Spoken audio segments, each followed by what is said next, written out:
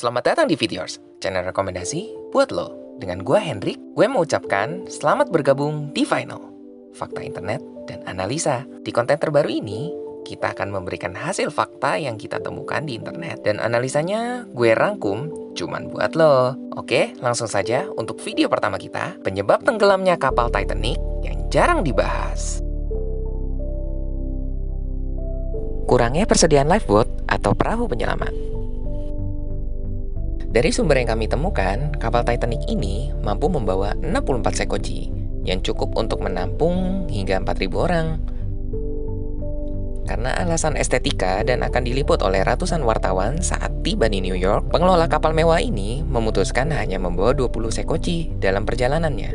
Mengingat kebijakan bahwa kapal besar Titanic harus membawa sekoci sedikitnya 16 kapal, sehingga penumpang yang dapat diselamatkan hanya sejumlah 1.178 penumpang. Sedangkan total penumpang di kapal Titanic ini sebanyak 2.224 orang, yang artinya jika jumlah sekoci tidak dikurangi, maka semua penumpang dapat diselamatkan. Bagaimana nasib setengah penumpang lainnya?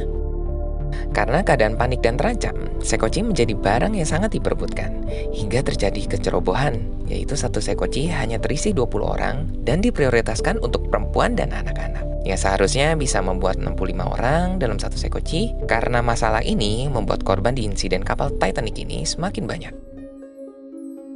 Kurangnya persediaan teropong. Berdasarkan dari sumber yang kami temukan, kami menemukan lemari untuk menyimpan teropong telah terkunci. Kunci pintu persediaan teropong tersebut tidak sengaja terbawa oleh salah satu awak kapal yang sudah turun saat sebelum kapal berlabuh.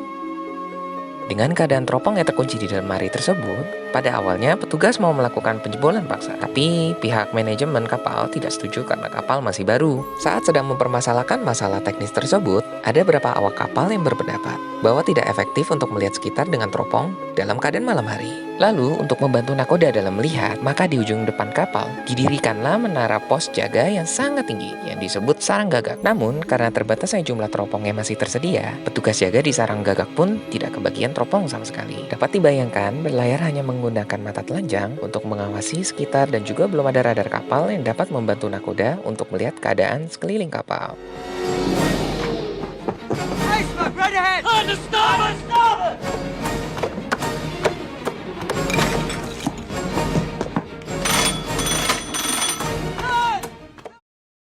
Setelah dilakukan investigasi, sesaat sebelum es besar terlihat, kapal Titanic ini sedang melaju dengan kecepatan 22 knot atau sekitar 40,7 km per jam. Yang sebetulnya itu dianggap sangat cepat kalau diukur dalam kondisi melihat sekitar tanpa teropong.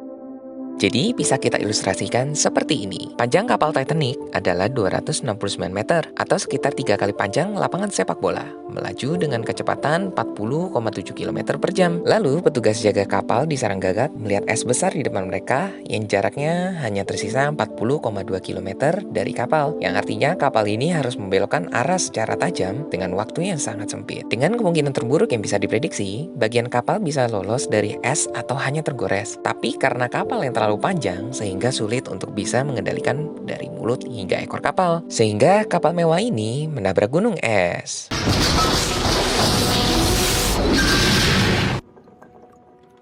Terima kasih untuk teman-teman yang sudah nonton. Jangan lupa untuk di-like kalau kalian suka videonya, komen topik apa yang akan kita harus bahas selanjutnya, dan juga jangan lupa di-subscribe untuk channel ini agar bisa bantu channel kita jauh lebih baik.